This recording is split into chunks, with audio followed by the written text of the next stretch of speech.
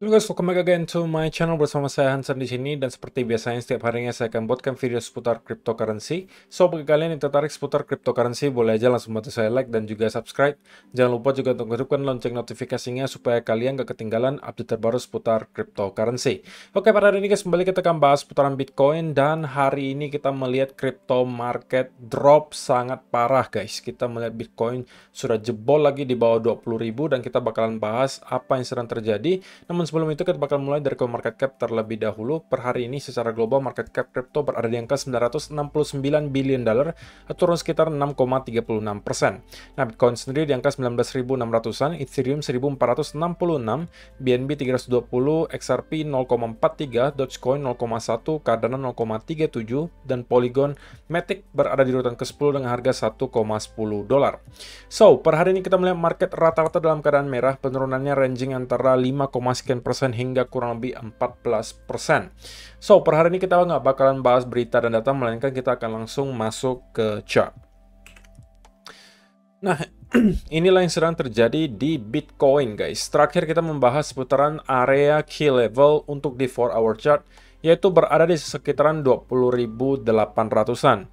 Ini yang saya sampaikan di video kemarin, area yang menurut saya wajib dipertahankan oleh Bitcoin sebelum saya bisa mengconsider yang terjadi di sini adalah sebuah fake out.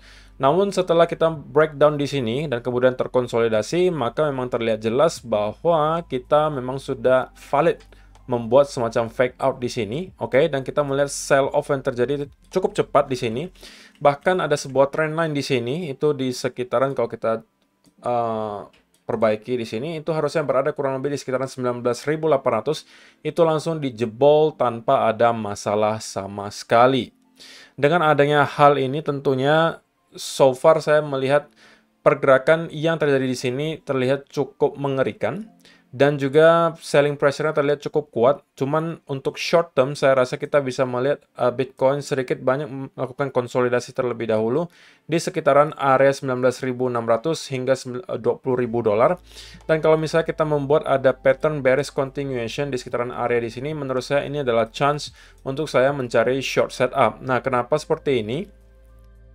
Karena ada dua alasan guys. Pertama, tentunya dengan kita sudah breakdown dari trend line di sini, tentunya ini berarti kita udah break dari struktur bullishnya di sini. Itu adalah alasan pertama. Yang kedua, kalau misalnya kita kembali membuat retest ke sekitaran area 20.000 dolar, itu juga tentunya sekaligus ngeretest ke sekitaran area resistance lagi.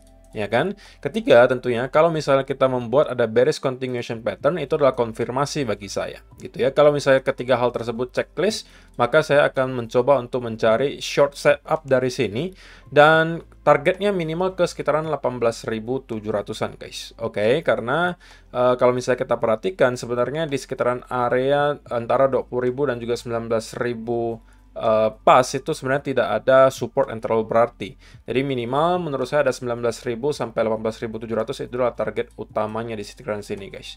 Oke, jadi untuk sementara tentunya selama kita bertahan di bawah trend ini, saya masih akan prefer ke arah bearish gitu ya.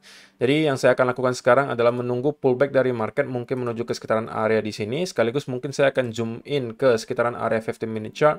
Mungkin untuk melihat apakah ada indikasi atau bukti lebih jelas. Mungkin kita akan membuat semacam bearish continuation pattern. Kemudian mungkin disertai dengan bearish divergence tercipta di sini. Maka itu adalah konfirmasi bagi saya dan saya akan mencari peluang untuk short. Jadi ini adalah kemungkinan juga akibat gitu ya dari FUD yang beberapa hari sudah bertebaran di mana-mana seputaran FTX dan juga CZ yang lagi berseteru sepertinya guys, dan juga FTX yang tentunya berkaitan erat juga dengan beberapa venture capital yang besar, salah satunya adalah Alameda Research yang mempunyai exposure cukup besar, salah satunya juga di Solana. Kita juga melihat Solana hari ini sell off luar biasa kencang. Kalau bisa kalian lihat ada di sekitaran 25,89 dalam kurun waktu beberapa hari saja kita melihat dia drop kurang lebih hampir 35%. FTX juga sama, kita melihat drop hari ini sangat dalam gitu ya. Setelah kita jebol dari area yang dipertahankan berkali-kali di sekitaran 22 dolar, pada akhirnya kita jebol, dan sekarang kalau kalian perhatikan beberapa hari terakhir kita sudah drop kurang lebih hampir 40-an persen guys. kayak 41 sampai 42%. Jadi tentunya ini bukan hari yang baik untuk para investor kripto, cuman ya ini adalah harusnya hari yang sudah kalian persiapkan juga, karena sekali lagi saya udah sampaikan ini di video beberapa minggu yang lalu bahwa yang terjadi di sini semuanya masih saya expect adalah sebuah relief rally guys, tergantung relief rally-nya selesai di sebelah mana. Cuman sepertinya untuk sementara probability-nya cukup besar bahwa kita bisa aja sudah menyelesaikan relief rally tersebut selama kita maintain di bawah area trend di sini dan kemudian membuat bearish continuation pattern. Ini adalah konfirmasi lanjutan bahwa kemungkinan kita akan drop lower, mungkin minimal menuju ke 19.000 atau 18.700. Kalau ini juga jebol, maka kita sudah akan mungkin menuju lagi ke area lower low baru, minimal menurut saya ke sekitaran area 16.000. Kalau ini tidak mampu bertahan, maka next kita sudah akan ketemu di 12-13 ribu atau mungkin 10.000 dolar. Jadi itu yang perlu saya sampaikan untuk video hari ini guys. Saya rasa untuk sementara tentunya kalau kalian-kalian yang belum sempat masuk ke market, ya harus tetap aware. Kenapa guys? Walaupun kita secara teknikal sekarang sudah breakdown dari trendan di sini, kalian jangan sampai lupa bahwa minggu ini kita akan kedatangan banyak sekali event-event penting.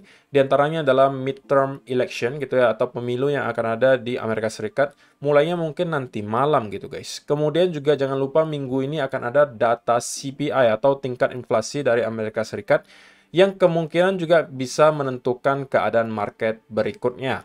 Jadi untuk teman-teman yang pengen trade minggu ini, pastikan kalian tahu resiko volatilitasnya. Jangan sampai kalian memakai leverage terlalu besar, dan pastikan kalian hanya take the trade atau ambil setup yang probability kebenarannya paling tinggi.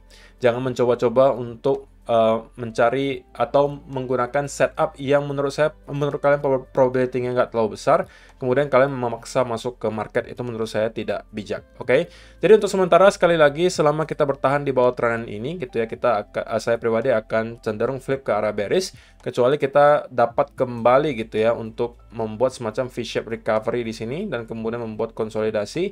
Ini mungkin saya akan kembali flip mungkin ke arah bullish, tapi kalau misalnya kita tetap bertahan di bawah tren ini, maka saya cenderung akan berada dalam keadaan bearish. Jadi itu aja sih guys untuk hari ini, simple aja dan singkat. Terima kasih yang sudah menonton sampai selesai, semoga bermanfaat video hari ini dan kita bakalan ketemu lagi di video yang berikutnya. Bye-bye.